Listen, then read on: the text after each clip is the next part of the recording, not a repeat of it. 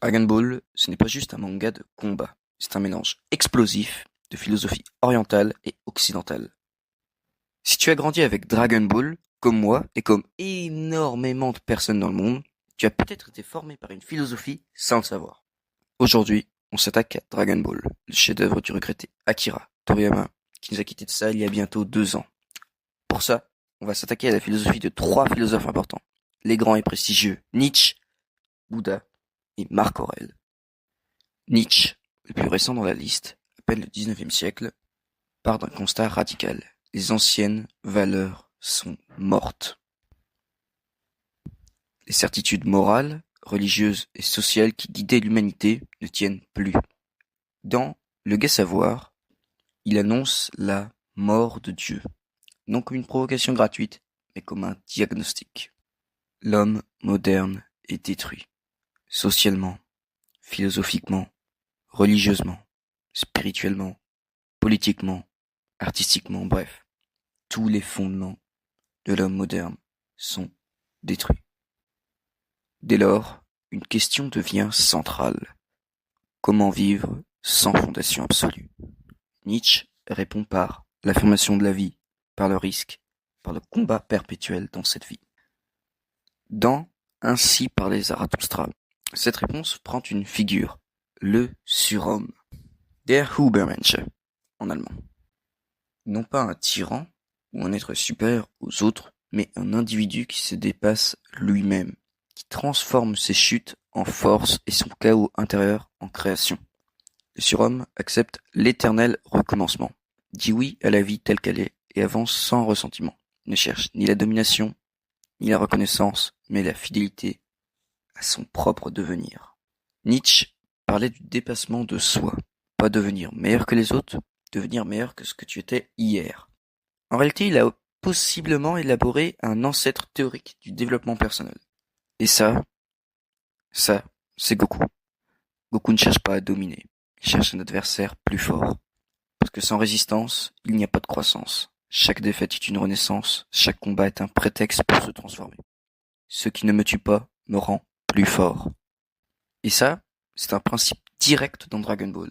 Lorsque un Saiyan frôle la mort, sa puissance en devient multipliée.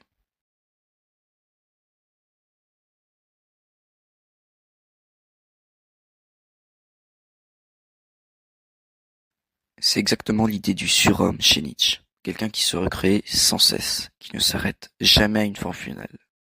Goku n'est jamais complet. Les philosophes stoïciens partent d'une distinction fondamentale. Il y a ce qui dépend de nous et ce qui n'en dépend pas. Le monde extérieur, les événements, les autres, la maladie, la perte ou la mort échappent à notre contrôle.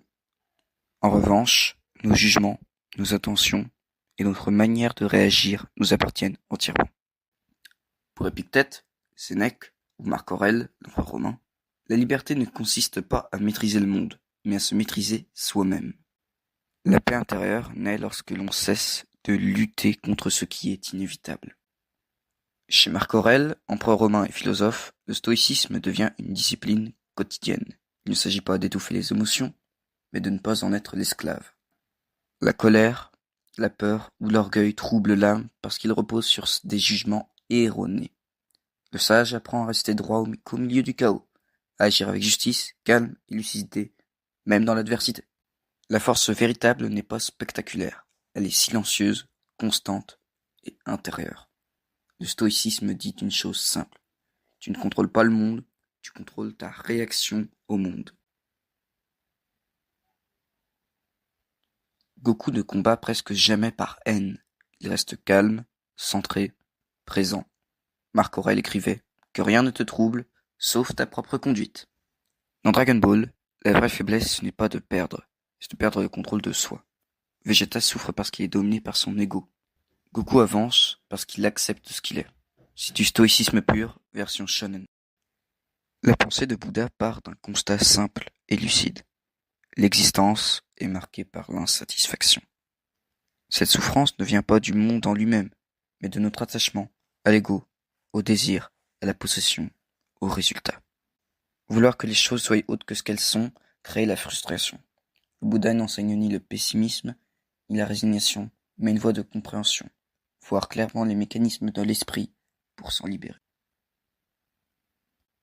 La libération passe par le détachement et la maîtrise de soi, en cessant de s'identifier à ses pensées, à ses peurs et à ses désirs.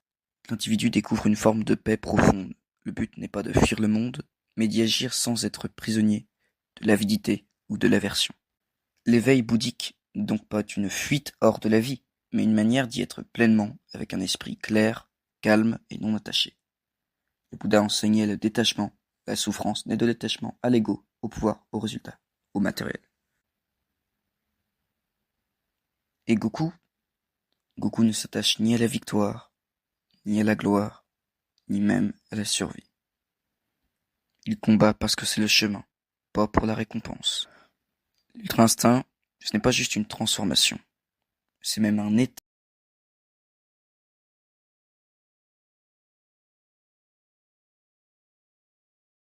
Plus de pensée, plus de peur, plus d'ego. Le corps agit seul, c'est littéralement une idée bouddhiste. Dragon Ball, c'est de Nietzsche de se dépasser sans fin, du stoïcisme de maîtriser son esprit, et du Bouddha de se détacher de l'ego.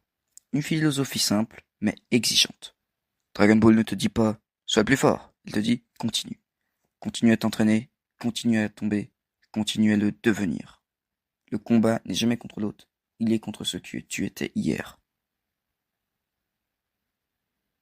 Sur ce, j'espère que ça vous aura plu. J'aimerais bien que vous likez s'il vous plaît, que vous abonnez, parce que ça me soutiendrait un petit peu.